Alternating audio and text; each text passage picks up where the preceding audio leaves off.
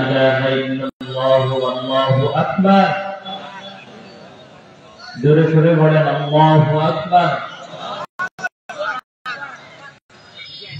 এখনো যারা এদিক সেদিক ঘোরাঘুরি করতেছেন, মেহেরবানি করে আপনারা সকলে মাহফিলের মাঠের ভিতরে চলে আসেন।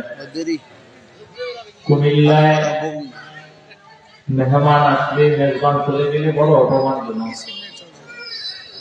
তাহলে বহুদূর থেকে যে মেহমানগণ আসছেন, আমাদের ব্যবহার, আচার, আখলাক, তবিয়ত দেখে যেন তাদের মনে কষ্ট না যায়, তাই প্লিজ মেহেরবানি করে আমি আপনাদেরকে আহ্বান করব, সকলে এই মাঠের মধ্যে আমরা সকলেই চলে আসি।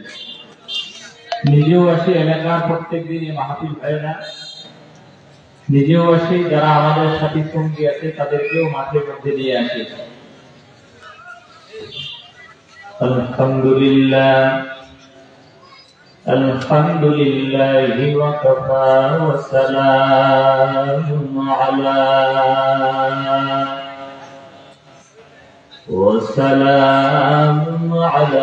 ইবাদিহিল্লাযীনা ইসতাফা।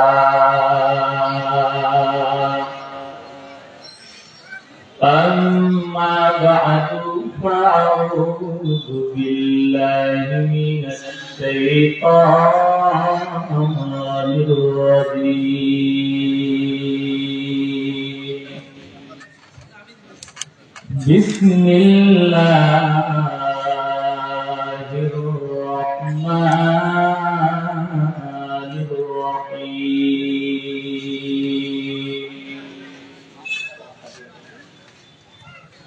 والعصر إن الإنسان لفي خسر إلا الذين آمنوا وعملوا الصالحات وتواصوا بالحق وتواصوا بالصبر. وقال رسول الله صلى الله عليه وآله وسلم: تركت فيكم أمرين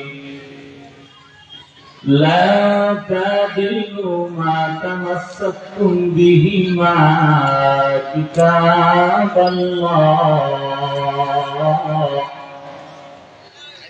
بهما كتاب الله وسنة رسوله. صدق الله العظيم وصدق رسوله النبي الأمي الكريم. ونحن على ذلك من الشاهدين والشاكرين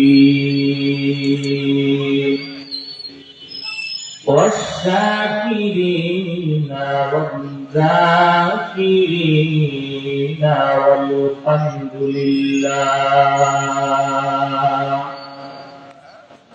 والحمد لله رب العالمين.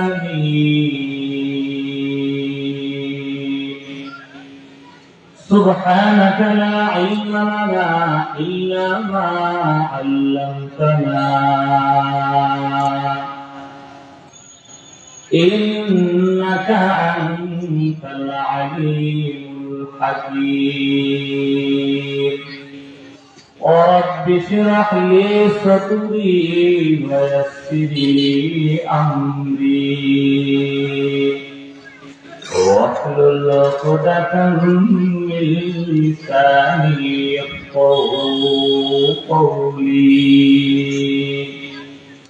সকলের মহব্বতের সাথে ইখলাস ও রুহানিয়তের বরকতে দরুদের ন্যায় যে দুরূদ আমরা নামাজের ভিতরে পড়ি, দুরূদ ইব্রাহিম, সব ভাই জবান খুলে, প্রাণ খুলে, দিল খুলে, মন খুলে, দুই ঠোঁটের বাকি ফাঁকা আওয়াজ দিয়ে আমরা সব ভাই বলি, আল্লাহুম্মা সাল্লি আলা মুহাম্মাদিন ওয়া আলা আলি মুহাম্মাদ وما صليت على إبراهيم وعلى آل إبراهيم إنك حميد مجيد اللهم بارك على محمد وعلى آل محمد كما باركت على إبراهيم وعلى آل إبراهيم إنك حميد مجيد لا إله إلا الله لا إله إلا الله لا إله إلا الله محبت قرآن لا إله إلا الله لا إله إلا الله لا إله إلا الله لا إله إلا الله لا إله إلا الله لا إله إلا الله হাতে কর হাতের কাজ পায়ে কর পায়ের কাজ জবানে শুধু বলাবে মুমিন আল্লাহ তাআলার জাতনা লা ইলাহা ইল্লাল্লাহ সকলে বলেন লা ইলাহা ইল্লাল্লাহ লা ইলাহা ইল্লাল্লাহ মুহাম্মাদুর রাসূলুল্লাহ সাল্লাল্লাহু আলাইহি ওয়াসাল্লাম জোরে সোরে একবার তাকবীর দেওয়া যাবে কি যাবে তাহলে জোরে সোরে বলেন লিল্লাহি তাকবীর আর আস্তে বলেন লিল্লাহি তাকবীর যে তাকবীরের কারণে বাংলাদেশে গৌরগোবিন্দ মন্দিরগুলো ভেঙে তছনছ হয়ে গেছিল সেই তাকবীর বাংলার জমিনে এখনো দেওয়া যাবে তাহলে সকলে বলেন লিল্লাহি তাকবীর আল্লাহ সব ভাইকে কবুল করুন বলেন আমিন ভদেশ্বর জামে মসজিদের উদ্যোগে যুব সমাজ যে উদ্যোগে আয়োজিত আজকে 12 নভেম্বর 2025 রোজ বুধবার আজকে মাহফিলের প্রধান আলোচক আমার অত্যন্ত মহব্বতের ভালোবাসার হৃদয়ের স্পন্দন মিডিয়া ব্যক্তিত্ব সারা বাংলার আলোড়ন সৃষ্টিকারী তরুণের অহংকার মাওলানা মুফতি সোহাইব আহমদ সিদ্দিকী দাওয়াত বারাকাতুহু আলহামদুলিল্লাহ হযরত আমাদের মাঝে এসে উপস্থিত হয়েছেন সকলে বলি আলহামদুলিল্লাহ আমার পরে বয়ান করবেন প্রধান আকর্ষণ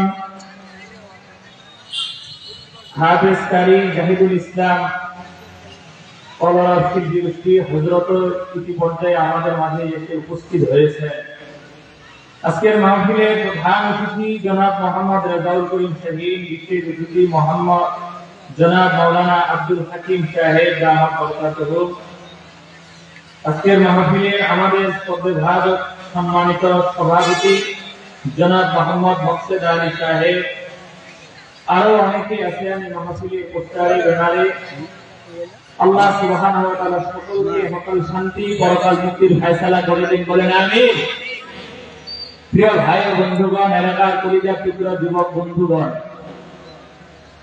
আমি আপনাদের সামনে সংক্ষিপ্ত কিছু কথা বলার জন্য পবিত্র কালামুল্লাহর একটি সূরাতুল আসর আমি আপনাদের সামনে বলেছি লম্বা কথা সংক্ষেপে বলতে হবে এই যে কথাগুলো বলবো সকলকে খেয়াল করতে হবে ঠিক না আল্লাহ রাব্বুল আলামিন সূরাতুল আসরের ভিতরে আমাদেরকে বলেন ওয়াল আসরি ইন্নাল ইনসানা লাফি খুসর। আল্লাহ বলেন কালের শপথ, সময়ের কসম, মহাকালের শপথ। আমাদের বাচ্চা কাচ্চাদেরকে আমরা যখন কোনো কিছু বুঝাই বলি এটা ধরিও না, এটা করিও না, এটা করলে এই সমস্যা, এটা করলে সেই সমস্যা। বড় বড় কারেন্টের পিলারের ভিতরে দেখবে যে এরকম কঙ্কালের ছবি বানায় রাখছে না? কারণ কি? সতর্ক দিয়ে রাখছে, এই কঙ্কালের ছবি এখানে লটকায় রাখবা, খবরদার এর কাছেও আসবা না, যদি আসো এই কারেন্টের শর্টে তুমিও কঙ্কাল হয়ে যাবে, সাবধান করে দেয়। দেয় কি দেয় না? কথা আমার বুঝতেছেন? আল্লাহ রাব্বুল আলামিন ঠিক মানুষকেও সেরকম সংকেত দেয়। কোরআনের বিভিন্ন জায়গায় আল্লাহ রাব্বুল আলামিন শপথ করলেন। কখনো আল্লাহ রাব্বুল আলামিন সূর্যের কসম, ওয়াস-সামাই যাতিল বুরুজি ওয়াল ইয়াউমিল মাউউদ। আবার কখনো কখনো আল্লাহ বলেন ওয়াত-তিনি ওয়াজ-যাইতুনি ওয়া তুরি সিনিন। আল্লাহ বলেন তুর পর্বতের আমি আল্লাহ শপথ করেছি। আমি আল্লাহ কখনো চন্দ্রের শপথ করেছি। আমি আল্লাহ কখনো সূর্যের, কখনো মহাকাশে। আমি আল্লাহ কখনো বিভিন্ন রকমের সব গুরুত্ব বুঝানোর ক্ষেত্রে। আবার আমি আল্লাহ সূরাতুল আসরের ভিতরে আমি আল্লাহ সময়ের শপথ, মহাকালের শপথ। আমি আল্লাহ তোমাদেরকে গুরুত্ব বুঝানোর জন্য আমি আল্লাহ সময়ের শপথ করেছি। আল্লাহ বলেন ওয়াল আসরি ইন্নাল ইনসানা লাফি খুসর। আল্লাহ বলেন তোর গুরুত্ব বুঝানোর জন্য আমি আল্লাহ সময়ের শপথ করলাম। চার ইমামের এক ইমামের নাম ইমাম শাফি রাহমাতুল্লাহ আলাইহি।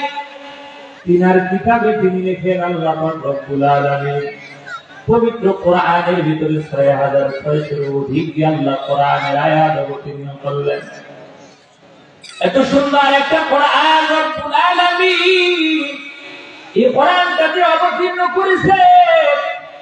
এই কোরআন অবতীর্ণ না করে যদি আল্লাহ সুবহানাহু ওয়া তাআলা এই আমার তেলাওয়াতকৃত সূরাতুল আসর যদি নাযিল করতে, আর গোটা জগতের মানুষ যদি সূরাতুল আসরের উপর আমল করত, রব্বুল আলামিন জানায় দেন, নবী মুহাম্মদ জানায় দেন, এই গোটা পৃথিবীর মানুষ যদি সূরাতুল আসরের উপর আমল করত, দুনিয়ায় থাকতে মানুষ জান্নাতের টিকিট পেয়ে যাইত। আর আজকে বলেন সুবহানাল্লাহ। ইমাম শাফি রাহমাতুল্লাহি আলাইহি কেন বললেন এই মহাগ্রন্থ, এতগুলো সূরা, এতগুলো আয়াত রব্বুল আলামিন এগুলো কেন নাযিল না করে যদি এটার উপর আমল করত, কেন বললেন? ইমাম শাফি রাহমাতুল্লাহি আলাইহি বলেন, মানুষ তুমি যাই করো না কেন, এই সূরা আসরের ৭০ সূরা কিন্তু তাওয়াজু এর রহমতের বরকতের হিকমতের অবকাঠামো পুরা কোরআনটার ভিতরে যা আছে সবের ভিতরে আছে। যদি তুমি আমল করো তুমি নাজাতের মানুষ, নাজাত প্রাপ্ত হইতে পারো। এমন করে আল্লাহ রাব্বুল আলামিন বলেন, দেখো দুনিয়ার মানুষ, আল্লাহ বলেন আল্লাহ সময়ের শপথ করলেন। এরপরে আবার সময়ের শপথের দিকে গুরুত্ব বুঝানোর ক্ষেত্রে আল্লাহ বলেন, আমি কোন শপথ করলাম?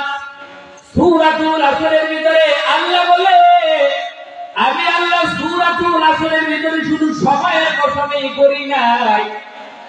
মুফাসসিরিনে কেরাম বললেন, সূরাতুল আসরের ভিতরে আল্লাহ রাব্বুল আলামিন আসরের নামাজের কসম করলেন। দিনের শেষ, রাতের শুরুর জায়গাটার সময়টার নাম হলো আসরের সময়। মানুষকে যদি বলি ভাইজান নামাজ পড়ো, নামাজ পড়ো, এর এক দিয়া কয় আজকে ফজর পড়তে পারি না, আগামী দিন ফজর পড়ুন না। তোমার কাছে ফজর গুরুত্ব, কিন্তু আল্লাহ বলে আসর আমার কাছে বড় গুরুত্ব, কারণ আমি আল্লাহ সূরাতুল আসরের ভিতরে আসরের নামাজের গুরুত্ব হিসেবে আমি আল্লাহ শপথ করেছি। আল্লাহ বলেন আমি আল্লাহ আসরের শপথ করেছি, সময়ের শপথ, আসরের নামাজের শপথ, দুইটা শপথ মুফাসসিরে কেরাম বললেন।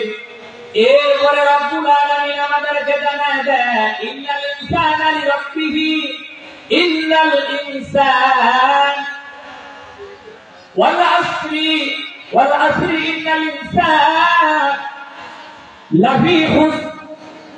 রব্বুল আলামিন বলে দুনিয়ার মানুষ, সব মানুষগুলো যেন ক্ষতিগ্রস্ত, ক্ষতির দিকে ধাবিত। বয়ান না শুনে যদি এখন আপনি চলে না যায় আর কে বলবেন অনুভূতি বলছে সব মানুষ ক্ষতিগ্রস্ত, তাহলে নামাজ পড়ে করবো কি, রোজা রাখে কি লাভ, জিকির করে তসবিহ করে কোরআন তেলাওয়াত করে কি লাভ? রব্বুল আলামিন বলেছেন সব মানুষগুলো ক্ষতির ভিতরে, ক্ষতির দিকে ধাবিত, তাহলে নামাজ রোজা করে কি লাভ? আল্লাহ বলেন খবরদার, সামান্য ওয়াজ শুনে তুমি যাবা না, পরিপূর্ণ বয়ান তুমি শুনে নাও। রব্বুল আলামিন বলেন তবে তারা ক্ষতিগ্রস্ত না, ইল্লা ইহর ইসতিসনা দ্বারা আটক করে দিলেন, বলে তারা না, বলে তারা কারা, বলে চারটা জিনিস যার ভিতরে আছে তারা কোনো ক্ষতিগ্রস্ত না। এক নাম্বার ইল্লাল্লাযীনা আমানু, ইল্লাল্লাযীনা আমানু, যারা ঈমান আনয়ন করেছে। রব্বুল আলামিন বলেন তারা ক্ষতিগ্রস্ত না। দুই নাম্বার ওয়া আমিলুস সালিহাত, আমল সালেহ নেক আমলকারীরা তারা ক্ষতির দিকে ধাবিত না, তারা ক্ষতিগ্রস্ত না। তিন নাম্বার ওয়া তাওয়াসাউ বিল হক ওয়া তাওয়াসাউ বিস সাবর, তিন নাম্বার বললেন ওয়া তাওয়াসাউ বিল হক। তিন নাম্বার বললেন যারা সত্য কথা বলে সত্যের উপর অটল অবিচল থাকে, এই তিন নাম্বারে গুণের মানুষগুলো ক্ষতিগ্রস্ত না। চার নাম্বারে বললেন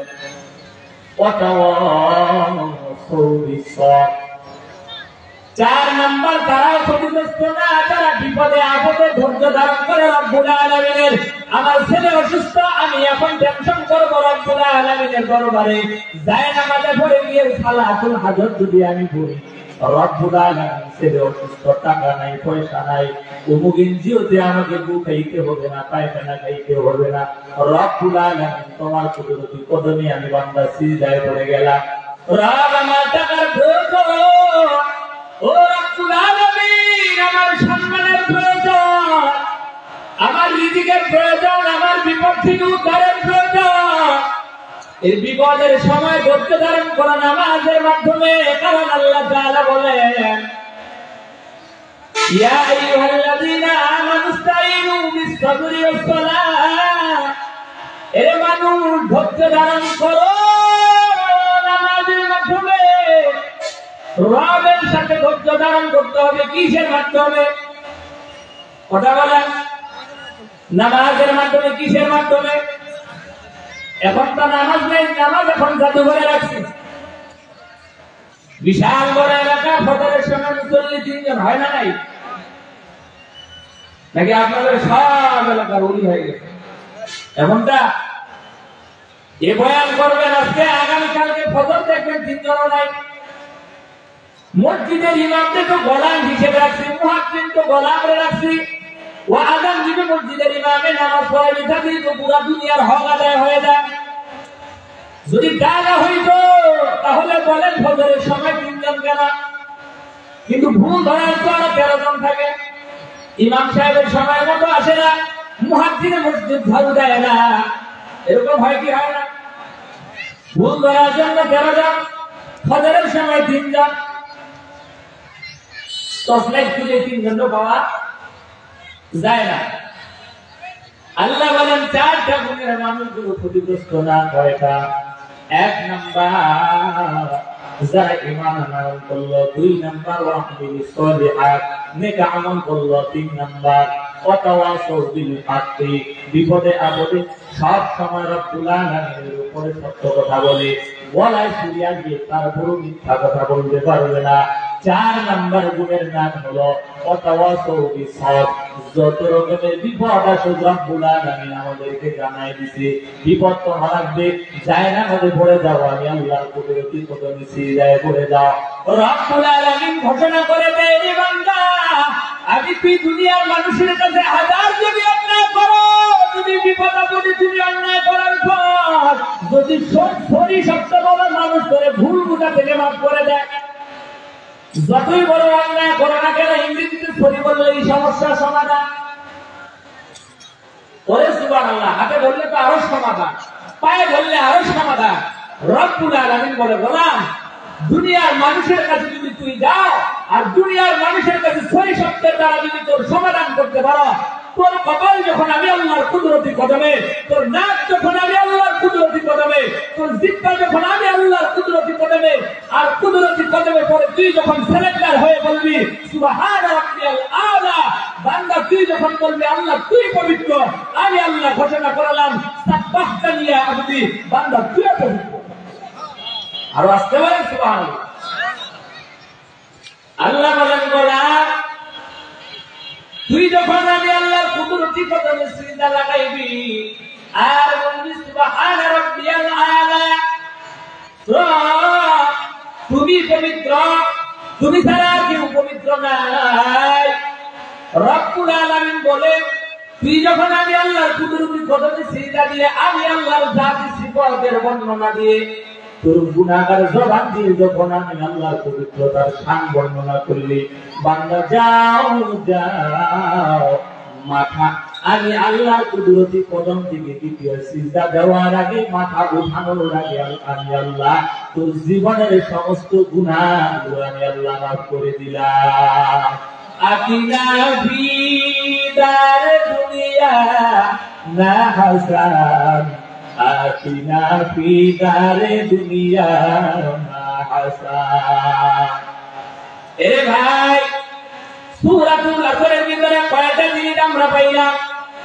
কথা বলেন, কয়টা জিনিস? 1 নাম্বার ইল্লাল্লাযিনা আমানু, ওই সমস্ত মানুষগুলো ক্ষতির দিকে ধাবিত না। 1 নাম্বার যারা ঈমান আনয়ন করলো। 2 নাম্বার ওয়া আমিলুস সালিহাত, যারা নেক আমল করে। 4 নাম্বার ওয়াতাওয়াসাউ বিল হক, সত্য কথা বলে। ওয়াতাওয়াসাউ বিস সাবর, বিপদে আপদে ধৈর্য ধারণ করে। কার উপর বলেন? কার উপর? রব্বুল আলামিনের উপর যদি ধৈর্য ধারণ করতে পারো, হে মানুষ, রব্বুল আলামিন বলে চলবে, আমি আল্লাহর ছেলে নাই, মেয়ে নাই, আমি আল্লাহর আপন বলতে কেউ নাই, তোমরাই বড়, আমি আল্লাহর আপন। তোমাদের মতো আপন আমার আমি আল্লাহর আর কেউ নাই।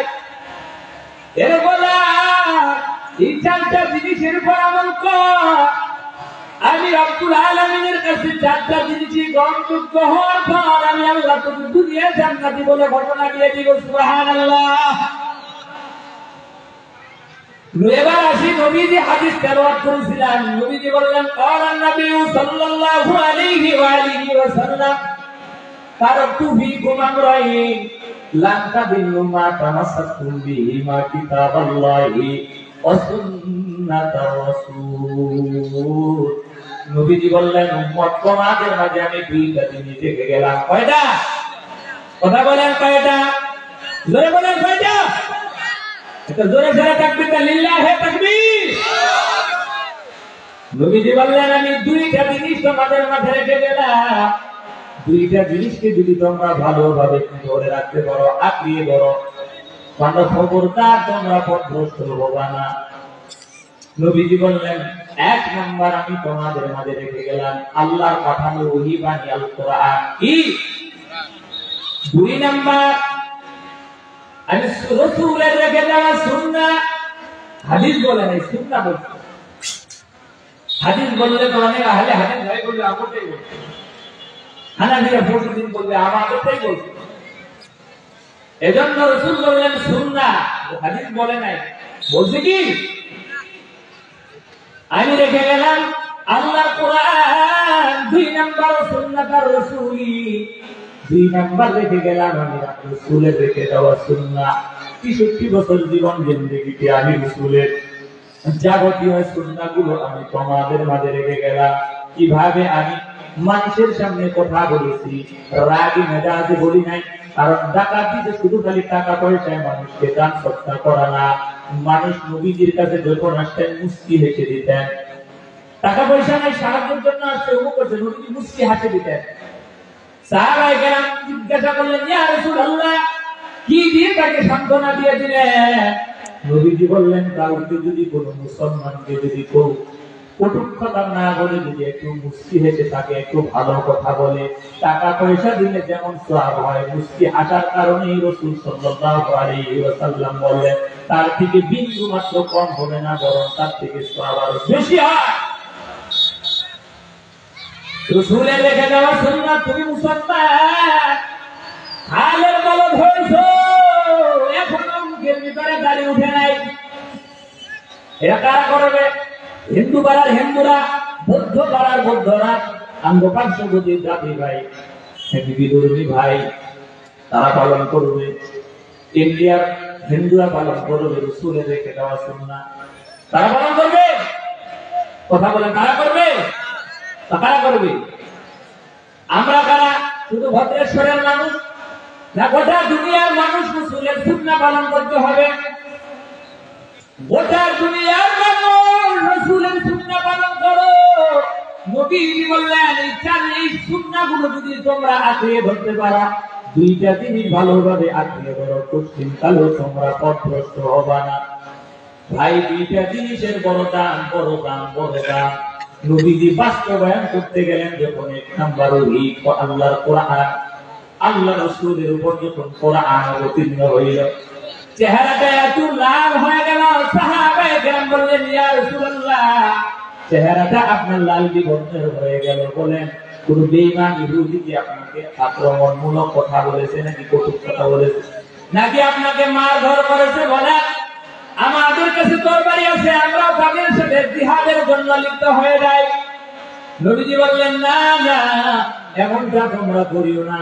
কারণ কেন? আমার চেহারাটা এমন হয়েছে জানো না, সবেমাত্র আমি রাসূলের উপর কোরআনের ওহী নাযিল হইল, আর নাযিল হওয়ার কারণে আমার চেহারাটা বিবর্ণ হয়ে গেল।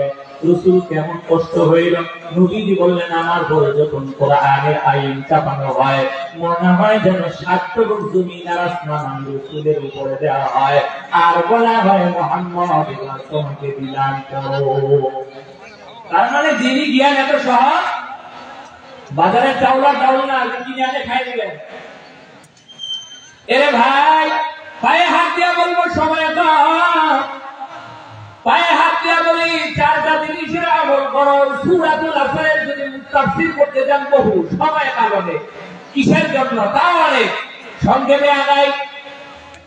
সূরাতুল আসর রব্বুল আলামিন নাযিল করে মানুষদেরকে জানাইলেন, দেখো আমি আল্লাহ সূরাতুল আসর অবতীর্ণ করে তোমাদেরকে বললাম। শাফি রাহমাতুল্লাহ আলাইহি বললেন, কেমন গুরুত্ব, কেমন গুরুত্ব এই সূরার পর আমলকারীরাই জান্নাতি। যদি এটার পর আমল করতে পারো, তুমি কোরআন পড়তে পারো না, পড়তে পারো না, মানো ঠিকই, কিন্তু 4টার পরে যদি তুমি আমল করো, তাহলে পুরা কোরআনের পর মোটামুটি একটা হক আদায় হবে। মানতে রাজি আছি আমরা? এই 4টা আছে? জোরে সরে বলে লিল্লাহি তাকবীর, আরো জোরে বলে লিল্লাহি তাকবীর। রাসূল লিখে গেলেন কয়টা জিনিস? কয়টা? 2টা। কয়টা? 1 নাম্বার কোরআন, 1 নাম্বার কি? 2 নাম্বার সুন্নাতুর রাসূলি, 2 নাম্বার রাসূলের সুন্নাহ, 2 নাম্বার কি?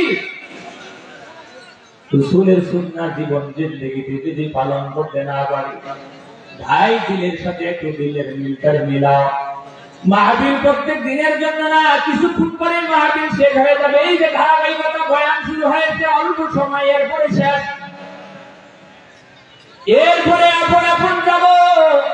কেউ ঘরের ভিতরে গিয়া দেখবো আমার মা নাই, কেউ দেখবো আমাদের বাবা নাই, কেউ গিয়া দেখবো আমাদের মা আমাদের জন্য যেন এখনো অপেক্ষা করে আছে।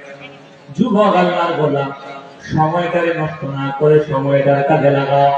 2 বন্ধু বিদেশে গেল, এক বন্ধু ভালো রকমের গাড়ি বাড়ি করলো, টাকা পয়সার কোনোটার অভাব নাই। আরেক বন্ধু একই সময়ে একই ফ্লাইটে বিদেশে গেল, কিন্তু এর ঘরের অবস্থা হইল কি করে, ইন্দুর পরে আর মরে ঘরের ভিতরে বিসমিল্লাহ বলতে কিছুই নাই। আর তার পাশে যদি বন্ধু ঘরের ভিতরে অনেক কিছুই করলো, গাড়ি করলো, বাড়ি করলো, ঢাকা না গুলশান না বাইরের ভিতরে তার বাড়ি গাড়ির ব্যবসা বাণিজ্য করে ফেললো। এলাকার মানুষ জিজ্ঞাসা করে কি ব্যাপারে, কি সাথে তোমরা বিদেশ গেলা, একই কোম্পানিতে কাজ করলা, একই ফলাইতে গেলা, কি ব্যাপার? দিন দিন ওর ডিপ্লোমান হয়, দিন দিন তুমি ডাউনের দিকে যাও, ও দিন দিন উপরের দিকে যায়, তুমি দিন দিন দুর্বলের দিকে কেন? কারণটা কি? জবাব একটাই দিয়ে দেয়, আমি আমার মালিকের 8 ঘন্টা ডিউটি করার পর আমি 4 আনা পয়সার জন্য সময় ব্যয় করি নাই। আমি যতক্ষণ আমার মালিকের ডিউটি এর পর আমি থাকে কাটে ঘুমাইছি, খাই খেলায় খেলায় আমি সময়টারে নষ্ট করেছি। তুমি কি করছো? তোমার কেন এত সময়ের তার গুরুত্ব হিসেবে গাড়ি বাড়ি করলা? জবাব দিয়ে দেয়, আমি আমার মালিকের মূল ডিউটি করার পর আমি অবসর সময়টাকে অবসর মনে করি নাই, এই অবসর সময়টাকেও আমি কাজে লাগাইছি। অন্য আরেক কোম্পানিতে আমি 8 ঘন্টা সময় ডিউটি করছি, জীবন মনে করি নাই, নিজের মাথার ঘাম পায়ে ফেলাইছি, যার জন্য অল্প সময়ে আজকে আমার গাড়ি বাড়ি সম্মানের চেয়ার। কারণটা কি? কারণ বলে আমি আমার সময়টার গুরুত্ব দিয়েছি, সময়টার কাজে লাগাইছি। তোমার কারণ কি? বলে আমি সময়টার কাজে লাগাই নাই। যুবক, সময়টা হেনা গেলে চলে যায় রে ভাই, এই সময়টা চলে গেলে আর ফিরে পাবা না। এক সময় আমি চলতাম, আমার বিশাল বড় একটা মাথার ভিতরে বোঝা নিয়ে চলতে পারতাম, বাজার যাইতাম আর আসতাম, দিনে 2-3 বার কোনো সমস্যা হইত না। শরীরের স্কিন গুলো যেন আমার টন্টেড ছিল, ভালো রকমের খাওয়া দাওয়া করতে পারতাম। এখন সময়ের ব্যবধানের কারণে শরীরের চামড়া দুর্বল হয়ে গেল। আমি যে হাড়ির ভাত খাই, তৈরি তরকারি খাই, আমার ছেলেও খায়, আমার মেয়েও খায়, আমার বউ বাচ্চাও খায়, আমার বাবাও খায়, আমার মাও খায়। দিন দিন এই হাড়ির পাতিলের ভাত আমার মা বাবা খাওয়ার কারণে দিন দিন শরীরের চামড়া গুলো যেন দুর্বল হয়ে যায়। সময়ের ব্যবধানে সেই পাতিলের ভাত আমিও খাই, আমার ছেলেও খায়, আমার ছোট্ট বাচ্চাটাও খায়, তার শরীরের চামড়া গঠনমূলক সুন্দর হয়। আমার মা বাবার সময়ের চামড়া গুলো দিন দিন দুর্বল হয়ে যায়। তার একটাই কারণ, সময়ের ব্যবধান রে বাবা। আমার মা বাবা 30 বছর আগে ভালো রকমের বোঝা বহন করতে পারতো, এখন পারে না। কারণ কি? সময় যখন দুনিয়া আসে সময়টার সিগন্যাল দিয়ে দেয়। এই সময়টা দুনিয়াতে বেশি দিন থাকার জায়গা না, বাড়ি গাড়ি বেশি দিন জায়গা না রে যুবক। অল্প সময়, এই সময়টায় ব্যয় হয়ে গেলে এটার মূল্য দিতে পারবা না। যারা এখন আমরা ঘোরাঘুরি করি, আগামীকাল কেউ দেখবেন গাছের গোড়ায় বিভিন্ন কাজে ঘুরলে কিন্তু মাগার মজলিসে এসে আল্লাহর কুদরতি কদমে সিজদা দিবে, এই মজলিসে বসে কোরআন হাদিসের কথা শুনবে। এরকম কপাল পড়া মুসলমান আমাদের এলাকায় আছে না নাই? আছে না নাই? এরে ভাই, সময়টার কাজে লাগাও, সময়টা মোবাইলে নষ্ট না করে রব্বুল আলামিনের কাছে তাসবিহ তাহলিল আদায় করো।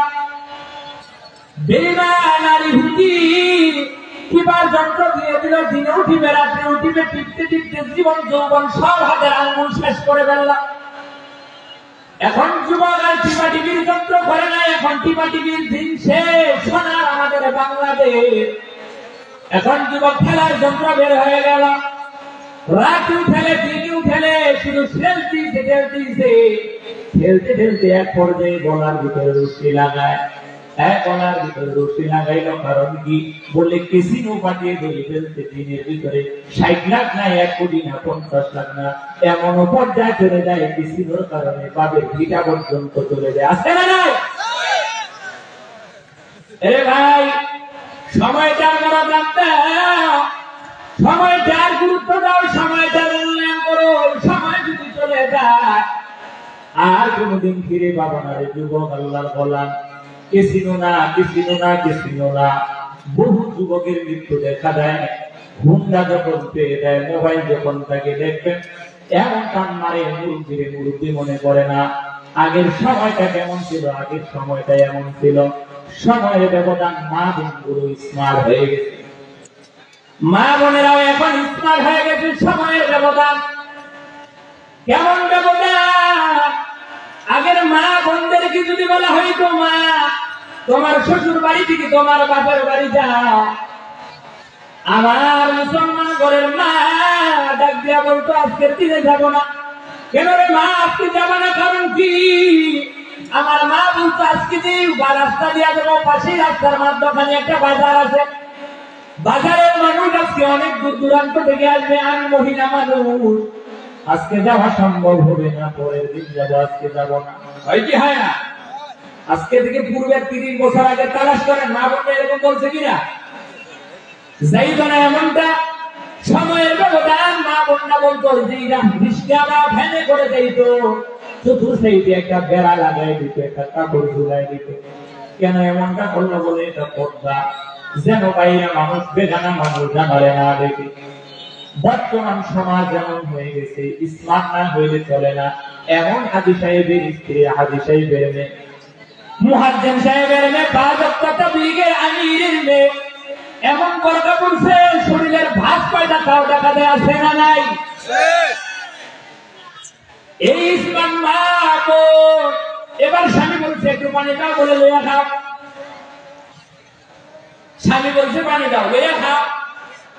এই মা বোনটারে টাকা দেয়, নিজের সময় মার্কেটে যাওয়ার পর মা বোনটা দোকানের সামনে গিয়ে বলবে ভাইয়া এটার দাম কত, ভাইয়া এটার প্রাইস কত? স্বামী বলছে একটু পানি দাও, বলে লইয়া খাও, বাচ্চা কান্না করে দিতে পারবো না। এই মা বোনটা বাচ্চা নিয়ে আবার দোকানের সামনে, ভাইয়া এটার দাম কত? কারণ কি? সংসারের ভিতরে রহমত দূরের কথা, গজবিন ডাইলে পড়তেছে। কারণ আল্লাহ বলেন, আমি আল্লাহ তাআলা যদি সিজদার জায়গা রাখতাম দুনিয়াতে, তাহলে প্রত্যেকটা স্ত্রী তার স্বামীর কুদরতে আমি তার স্বামীর পায়ের নিচে সিজদা দেওয়ার অনুমতি দিতাম।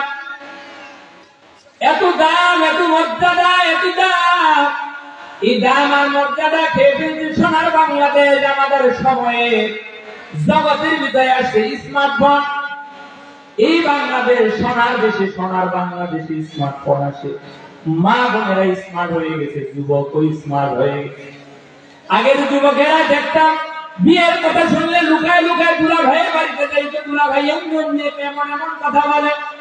এখন এটা করে না, হ্যাঁ বিয়ে দাও, মেয়ের পছন্দ করছে, হয় কি হয় না? টাকা দাও, টাকা দাও। কারণ কি? বলে টাকা দাও, কথা কম কর, টাকা দাও। বাবারে টাকা দাও, কিছুদিন আগে মোবাইল টাকা দাও। রাস্তায় বাবারে ব্রিগেড দিন ধরে টাকা দাও যুবক। কারণ টাকা নিবে কি? কারণ তদন্ত করে খবর পাওয়া যায় যুবক মোবাইলের ভিতরে 30 লাখ টাকা হারায় ফেলল। 30 লাখ। বাবারে মোটর সাইকেল থেকে নামায় রাস্তার ভিতরে লাঠি দিতে, টাকা দাও। পিছনে যখন ধাওয়া করে কিছু লোকেরাই 30 লাখ শেষ করেছি, তোমার মোটর সাইকেল দাও, না হলে টাকা দাও। বৃদ্ধ বাবা বলল, বাবা সব সম্পত্তি শেষ করেছো, আমার একটা মাত্র মোটর সাইকেল নিও। যুবক বাবার কলার ধরে বলতেছে, লম্বা কথা বলিও না, বাবার সম্মান টুকুরা কর, তাড়াতাড়ি করে টাকা দাও। বলেন তো আদর্শ সোনার বাংলায় সোনার ছেলে আছে না নাই? আছে না নাই?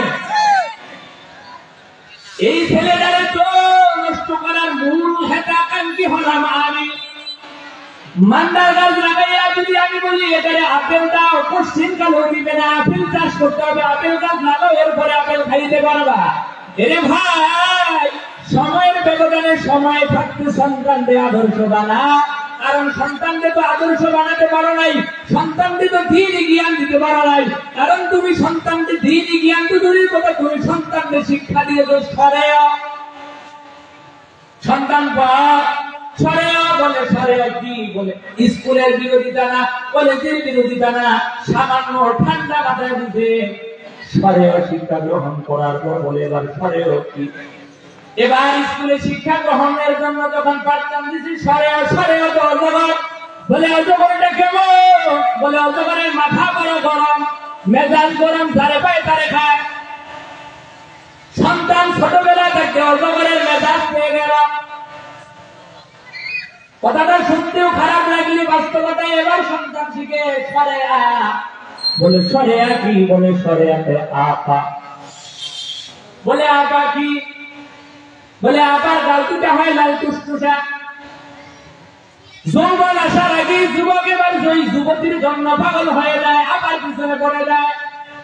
আর আমার মাদ্রাসার ছাত্রটা পরে সরেও বলে সরেও কি বলে সরেও তো অজু বলে অজু করে কি করে বলে অজু করে পবিত্রতা হাসিল কর, আল্লাহর কালাম পড়, আল্লাহর কালাম পড়, তেলাওয়াত কর, নামাজের ভিতরে লিপ্ত হয়ে যা। সন্তান আল্লাহর গুনাগুন পাওয়ার পর এবার উযু করে মাওলার কুদরতি কদমে সিজদা দেওয়ার জন্য পাগল হয়ে যায়। এবার মাদ্রাসায় শিক্ষা দেয় শরিয়া, বলে শরিয়াতে কি বলে শরিয়াতে আল্লাহ করে বলেন শরিয়াতে কি। এবার সন্তান মা বাবারে ডাক দিয়া বলে মা স্কুল মাদ্রাসায় বললাম শরিয়াতে আল্লাহ, বলে আল্লাহ কি? মা আল্লাহর বান্দি জানায় দেয় বলে আল্লাহ যে আল্লাহ আসমান বানাইছে, জমিন বানাইছে, পাহাড় বানাইছে, নক্ষত্র বানাইছে, যে আল্লাহ তোমারে বানাইছে, আমারে বানাইছে, যে আল্লাহ না চাইতে দুইটা হাত দিয়েছে, যে আল্লাহ না চাইতে তোমার দুইটা চক্ষু দিল, জবান দিল, কণ্ঠ দান করলো, না চাইতে এত কিছুই দিল রে আল্লাহর বান্দা। সে আল্লাহরে চিনো, আল্লাহরে চিনো, আল্লাহরে জানো, আল্লাহরে মানো। এই সন্তান যখন আল্লাহর পরিচয় পায়, বড় যদি হয় জেনারেল লাইনে শিক্ষায় শিক্ষিত হওয়ার বড় যদি হয়, এই সন্তান এমবিবিএস ডাক্তারের ভিতরে চেয়ারের ভিতরে বসে যায়, এফসিবিএস যায় দার্শনিক হয়। এই সন্তান বড় ডাক্তার হওয়ার পর আদর্শ শিক্ষা নিয়ে যখন ডাক্তার হবে, খোদার কসম করে বলি কোন গর্ভবতী মায়ের পেটের ভিতরে অস্ত্র ধরতে পারবে না, ঠিক কিনা?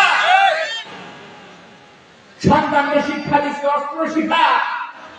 কেন স্কুলে পড়াইতে নিষেধ করছে আপনারে? স্কুলে পড়াও, কলেজে পড়াও, ভার্সিটিতে পড়াও, আমার মুসলমান ঘরের সন্তান এমবিবিএস ডাক্তার হবে, এটা মুসলমানদের গর্ব। বেঈমান আর ইহুদিরা যদি ডাক্তার হয়, ওরে মুসলমানরা আমরা তোদেরকে কেন শিক্ষা, আমরা তোদের সেবা দিব না, তোদের কোনো চিকিৎসা দিব না। মুসলমান ঘরের সন্তান ডাক্তার হবে বলতে তোদের শিক্ষা, তোদের সেবার আমাদের চারে না পয়সার দরকার নাই। আমরা মুসলমান ঘরের সন্তানরা বড় বড় ডাক্তার হয়ে গেলাম, আমাদের মুসলমান ঘরের সন্তান ডাক্তার হবে, এমবিবিএস হবে, দার্শনিক হবে, এটা মুসলমানের গর্ব। তবে সবার আগে শিক্ষা দাও আল্লাহর কালাম, ঠিক কিনা? সবার আগে শিক্ষা দাও রাসূলের সুন্নাহ, সবার আগে শিক্ষা দাও রাসূলের সুন্নাহ। এই যুবক পায়ে হাত দিয়ে বলি যুবক, সময়টা নষ্ট না করে, হেলায় গেলায় সময়টা নষ্ট না করে রব্বুল আলামিনের পিছনে দৌড়াতে শুরু করে দেয়। রব্বুল আলামিন আমি কি খেলার মাঠে বিদ্যালয়ের ভিতরে দেখা যায়, একই বিদ্যালয়ে লেখাপড়া করলাম, ডানে বামে আমার কত বন্ধু বান্ধবরা লেখাপড়া করলো, সময়ের ব্যবধানে মালিক, সময়ের ব্যবধানে 30 বছর বেড়াতে না বেড়াতে আমার বন্ধু আব্দুল করিম চলে গেল, আমি সলিমুল্লাহ হয়ে গেলাম। সময়ের ব্যবধানের কারণে আমার ছোট, আমার ক্লাসের ছোট ব্যাচের ছাত্র দুনিয়া থেকে বিদায় চলে যায়, মায়ের আগে সন্তান চলে যায়, আছে না নাই? কথা বলেন আছে না নাই? যুবক আল্লাহর গোলাম ঠান্ডা মাথায় রব্বুল আলামিনের কুদরতি কদমে সিজদা দেওয়ার জন্য পাগল হয়ে যাও। যুবককে সিনোর ভিতরে সময়টা নষ্ট না করে রব্বুল আলামিনের পিছনে সময়টা ব্যয় করো। সময়টার বড় দাম, সময়টার বড় দাম। সময় যদি একবার চলে যায় সময়টা আর ফিরে আসে না। সময় থাকতে রব্বুল আলামিনকে চিনো, জানো, মানো। কেমন সময়টার দাম, সময়টা যদি একবার চলে যায় আর ফিরে পাবা না। যুবক আল্লাহর গোলাম, এই রাস্তার ভিতরে দেখা যায় কত যুবকের মৃত্যু হয়ে যায়, কত যুবক আল্লাহর গোলাম কি সুন্দর চেহারা, দেখা যায় কত যুবকের লাশ দেখা যায় প্যাকেট হয়ে গেল। কিছুদিন আগের খবর, যুবক আল্লাহর গোলাম, যুবক পায়ে হাত দিয়ে বলি দিলটারে একটু লাগাও, চক্ষুর চামড়া দুইটা যদি বন্ধ করো, এবার দিলের চামড়াটা খুলো রে মালিক। আমি যে মাহফিলে আসলাম, চক্ষুর চামড়া আমি বন্ধ করলাম, দিলের চামড়াটা আমি লাগাইলাম, আমি মাহফিল থেকে চলে যাব যদি আল্লাহ আমার যদি মালাকুল মাউত এসে হাজির হয়ে যায়, আর মালাকুল মাউত এসে যদি আমার জানটারে কবজ করে নিয়ে যায়, আমার ছেলে কান্না করে চিৎকার দিয়া বলবে, তোরা কি কোথায় আছিস?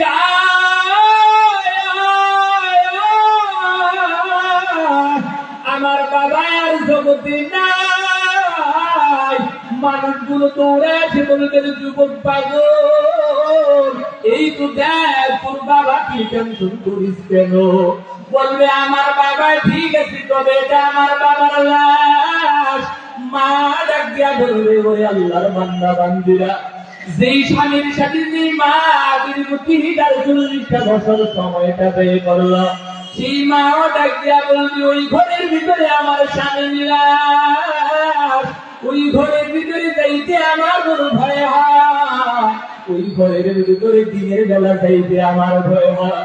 ওরে যুবক, আল্লাহর বলা, যদি আমার শ্বাসটা বন্ধ হয়ে যায়, আমার কাপড়গুলো বেলের দিয়ে কেচি দিয়ে কেটে ফেলে দিবে, পাতলা কাপড়ের প্যাকেটের ভিতরে ঢুকাইয়া এবার আমাকে বাড়ির ভিতরে উঠানের ভিতরে লাগায় রাখবে।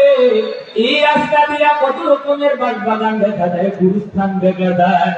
এরে আল্লাহর বান্দা দেখ, এই ঠান্ডার ভিতরে মা বাবার কবর, ওই মা বাবার কবরের ভিতরে প্যাকেট বানায় রাখছি। আমার কবরের ভিতরে আমার ছেলে যাবে না, আমার মেয়ে যাবে না, আমার আপনজন কেউ যাবে না। ওরে আল্লাহ তাআলা বলেন, ইয়াউমা ইয়াফিরুল মারউ মিন আখিহি ওয়া উম্মিহি ওয়া আবিহি ওয়া সাহিবাতিহি ওয়া বানিহি। ওরে কিয়ামতের ময়দানে তোর কেউ আপন হবে না, কেউ আপন না, তোর মা না, তোর ভাই না, তোর বন্ধু না। রব্বুল আলামিন কিয়ামতের ময়দানে তোর আপন হয়ে যাবে। আল্লাহর বান্দা বড় বুজুর্গ, বড় আমলের বাহাদুরি করতো, মনে করতো আমার এত আমল, আমার আমলের বিনিময়ে আমি জান্নাতে যাব। টেনশন করে এভাবে যখন আমলের বাহাদুরি করতো, আল্লাহর বান্দা এক পর্যায়ে ঘুমের ঘরে দেখি কিয়ামত কায়েম হয়ে গেছে। কিয়ামতের ময়দানে মানুষগুলো যেন হাসরের ময়দানে সাপ দৌড়াইতেছে। আল্লাহর বান্দা এবার দৌড়ায় সব মানুষের পিছনে পিছনে। আল্লাহর বান্দা যখন হাসরের ময়দানে যায়, এই আল্লাহর বান্দা যখন হাসরের ময়দানে দৌড়াইতেছে, হঠাৎ তৃষ্ণায় লেগে গেল পানির পিপাসার কারণ। এই বান্দা এতটাই যেন পানির পিপাসা হয়ে গেল, এখন আর হাঁটতে পারে না, হাসরের ময়দানে যাইতে পারে না, বড় দুর্বল হয়ে গেল। এবার দেখতেছে যদি একটু পানি পান করা যাইত, মনে হয় হাসরের ময়দানে যাওয়া যাইত। পানি কই, পানি কই, পানি নাই, পানিবিহীন হাসরের ময়দানে কেমনে যাব? এরে আল্লাহর বান্দা, পানি কই? বহু দূর দিকে লক্ষ্য করে তাকায় দেখে আল্লাহর বান্দা যেন পানির পাত্রটা নিয়ে হাজির। এই আল্লাহর বান্দা বুঝুর্গ মনে করে হয়তো আমার জন্য পানি নিয়ে আসতেছে। পানির পাত্রটা কাছাকাছি আসার পর ডাক দিয়া বলে, ভাই একটু পানি দাও, পানি দাও, পানি বিহীন আমি চলতে পারি না, একটু পানি দাও, আমি পানি পান করি। এই যুবককে ডাক দিয়া বলছে, বুজুর্গরে ডাক দিয়া, পানি দিতে পারি, বিনিময়ে কি দিবা বলো? বলে, আমার তো এখন দুনিয়ার কিছুই নিয়ে আমি হাজির হই নাই, আমি কোনো কিছুই আনতে পারি নাই, দেওয়ার মতো কিছুই নাই। পানিওয়ালা ডাক দিয়া কয়, তোমার কাছে অনেক কিছুই দেওয়ার মতো আছে, দিবা কিনা বলো? বলে, কি যা? বলে, বিনিময়ে তোমার 60 বছরের জীবনের আমল থেকে 30 বছরের আমল যদি দাও, আমি তোমাকে এক গ্লাস পানি দিতে পারি। ডাক দিয়া বলে, না, দেওয়া যাবে না। এবার যখন পানিওয়ালা বলে, থাক তাহলে আমি চলে যাই, পানিওয়ালা এবার চলে যাওয়ার পর তৃষ্ণা আবার বেড়ে যায়। ডাক দিয়া বলে, ভাই পানি দাও, বিনিময় 30 বছরের আমল তুমি নিয়ে নাও। 30 বছরের আমল দিয়ে দিলে এক গ্লাস পানির বিনিময় এই পানি পিপাসা এখন আবার বেড়ে গেল, তৃষ্ণা বেড়ে গেল, পানি এখন তুই পা। ডাক দিয়া বলে, ভাই 30 বছরের আমল দিলাম, এক গ্লাস পানির বিনিময় দাও, আর একটু পানি দাও। যদি একটু পানি দাও তাহলে আমি তোমাকে আর একটু কিছু আমল দিব, কি দেখি দেওয়া যায় কি দেয় না। বলে, না, যদি তোমার বাকি হায়াতের জিন্দেগির আমল তুমি দাও তাহলে পানি পান করতে পারবা। ডাক দিয়া বলে, যদি আমি তোমাকে সব আমল দিয়া দিই, হাসরের ময়দানটা বড় ভয়াবহতার ময়দান, বলো সেই ময়দানে আমি কেমনে থাকবো? এই ভয়াবহতার ময়দানে কেউ নাই, না দিতে পারবো না। বলে, থাক, আমি সামনে চলে যাই। যতই চলে যায় পানির তৃষ্ণার কারণে বুজুর্গ আল্লাহর বান্দা তৃষ্ণা বেড়ে যায়, কলিজাটা শুকায় দিতে যায়। ডাক দিয়া বলে, ও পানিওয়ালা ভাই, পানি দাও, বিনিময় আমলটুকু না। 2 গ্লাস পানির বিনিময়ে জীবনের সব আমল দিয়ে দিল। এরে আল্লাহর বান্দা, 2 গ্লাস পানির বিনিময়ে যদি জীবনের সব আমল দিতে হয়, যে রব্বুল আলামিন হাজার কোটি কোটি কোটি কোটি মিলিয়ন বিলিয়ন ডলারে পানি পান করায়, পিওর অক্সিজেন দেয়, হাসরের ময়দানে সব হিসাব বাদ দিয়া করে দিয়ে হালাল রকমের বিভিন্ন রকমের তরি তরকারি দেখায়। রব্বুল আলামিন যদি তোরে ডাক দিয়া কয়, এ বান্দা তোর পুনর আমলের তোর পুনর্মুখী হিসাব দিতে হবে না, দুনিয়ায় একদিনের তুই অক্সিজেনের হিসাব দিতে পারবো? দিতে পারবো না রে ভাই, দিতে পারবো না। বৃদ্ধ যুবক আল্লাহর গোলাম, আল্লাহর ওলি ঘুম পেটকে গেল, ডাক দিয়া বলতেছে না আর দেওয়া যাবে না। আমলের বাহাদুরি করেছি, আমল দিয়ে মানুষ জান্নাতে যেতে পারবে না যদি মাওলার কাছে কবুল না হয়। এজন্য যুবক আল্লাহর গোলাম পায়ে হাত দিয়া বলি, সময়টারে নষ্ট না করে, কিছুর ভিতরে সময়টারে না ব্যয় করে রব্বুল আলামিনের দরবারে সময়টারে ব্যয় কর। আর রব্বুল আলামিনের কুদরতি কদমে সিজদা দাও। গভীর রাতের রজনীতে মাওলার কাছে সময়টার বড় দাম। রব্বুল আলামিন বলে, রে বান্দা দেখ, দুনিয়ার মানুষের সব দরজা বন্ধ হইছে, মায়ের দরজা বন্ধ, বাবার দরজা বন্ধ, ভাইয়ের দরজা বন্ধ, মালিকের দরজা বন্ধ, কিন্তু রব্বুল আলামিন আমি তোর বলা, আমি তোর এই গভীর রাতের রজনীতে আমি তোর জন্য দরজাটা খুলে রাখলাম। এই গভীর রাতের রজনীতে যদি আমি রব্বুল আলামিনের দরবারে সিজদায় পড়ে যাইতে পারো, ওরে বান্দা এখন আমি আর সপ্তম আকাশে না, তৃতীয় দ্বিতীয় চতুর্থ পঞ্চম ষষ্ঠ আকাশে না, এই গভীর রাতের রজনীতে আমি আল্লাহ তোর কাছে আছি। এখন বান্দা তোর কি প্রয়োজন বল? গভীর রাতের রজনীতে যদি মাওলার কুদরতি কদমে সিজদা দিয়া বলতে পারো, মালিক আয় আল্লাহ, কোনো কিছু চাই না, বিপদ থেকে উদ্ধার করো, সময়টার হেফাজত করতে চাই, ও রব্বুল আলামিন আর সময়টারে নষ্ট করব না। কিয়ামতের ময়দানটা যেন ভয়াবহতা হয়ে যাবে, রব্বুল আলামিনকে সময় থাকতে কুদরতি কদমে সিজদা দাও। চারটা জিনিসের আমল করো। 1 নাম্বার ঈমানটারে মজবুত করো, 2 নাম্বার আমল সালেহ করো, ওয়াতাওয়াসাউ বিল হক, সত্য কথা বলো, বিপদ আসবে। মুনাফিকেরা চতুর্দিকে লাগিয়ে পড়ছে, ওরে চতুর্দিকে সারা বিশ্বের ভিতরে বাংলাদেশটাকে চেবাই খাওয়ার জন্য দৌড়ে পড়ছে। শুধু তাই না, বলে গোটা দুনিয়ার মুসলমানদেরকে মারার জন্য ষড়যন্ত্র লেগে পড়ছে। কে আওয়ামী লীগ, কে বিএনপি, কে জাতীয় পার্টি, কে আহলে হাদিস, কে হানাফি, কে শাফিঈ, কে মালিকি, বাদ দিয়া আমার পরিচয় ইন্নানি মিনাল মুসলিমিন, আমি একজন মুসলমান, এটাই আমার বড় কাম। ওরে কবরে যাব, আওয়ামী লীগের পরিচয় থাকবে না, বিএনপির থাকবে না, জামাতের থাকবে না, নেতা নেতৃত্ব চর্ম নাই, কে সাদা, কে কালা, কে জোয়ান, কে কুমুক, এগুলোর কোনো পরিচয় নাই। পরিচয় হবে ইন্নানি মিনাল মুসলিমিন। এজন্য পায়ে হাত দিয়া বলি, যুবক আল্লাহর গোলাম, সময়টার কাজে লাগা, রব্বুল আলামিনের কুদরতি কদমে সিজদা দাও। 4টা জিনিসের উপর আমল করো। রাসূলের হাদিস বললাম, 2টা জিনিসকে যদি কোনো বান্দা ধরে রাখতে পারো, তার তুফিতুম আমরাইন লান তাদিল্লু মা তামাসসাকতুম বিহিমা কিতাবাল্লাহি ওয়া সুন্নাতার রাসূলি। এই 2টা জিনিস যদি আল্লাহর কালাম, 2 নাম্বার রাসূলের রেখে দেওয়া সুন্নাহ যদি ধরতে পারো, তাহলে দুনিয়ায় থাকতে জান্নাতের টিকিট আবু বকরের মতো হয়ে যাবে। আল্লাহ রাব্বুল আলামিন এই কথার উপর আমল করার তৌফিক দান করবেন, আমিন। দ্বিতীয় বক্তা আমাদের আজকে প্রধান বক্তা, আলহামদুলিল্লাহ এই পর্যায়ে আমাদের আছে, যারা এলাকার মেহেরবানি করে সময়টাকে নষ্ট না করে মেহেরবানি করে সকলে আমরা চলে আসি। মূল্যবান সময়টাকে কাজে লাগাই। কোরআনের ভিতরে আছে, ইদা কুরিয়াল কোরআন ফাসতামিউ আনসিতু লাআল্লাকুম তুরহামুন। যখন কোরআনের কথা বলা হয়, ফাসতামিউ, তোমরা ধৈর্যতার সাথে বসো, শুনো, লা ভূমিতি লাআল্লাকুম তুরহামুন, আল্লাহর পক্ষ থেকে রহমত আসবে। আসসালামু আলাইকুম ওয়া রাহমাতুল্লাহ। মহতারাম মুআজ্জাজ, আজকের মঞ্চে আসন অলঙ্কৃত করার জন্য সবিনয় অনুরোধ করছি শুধু ঢাকা থেকে আগত হাফেজ কারি জাহিদুল ইসলাম কলরব শিল্পী গোষ্ঠী, তিনাকে আসন অলঙ্কৃত করার জন্য সবিনয় অনুরোধ করছি। মহতারাম মুআজ্জাজ, ভজনপুর ভদ্রসর ব্রহ্মতুল জামে মসজিদের উদ্যোগে আজকের এই বিশাল ওয়াজ মাহফিলে ইতিমধ্যেই আমাদের মাঝে উপস্থিত হয়েছেন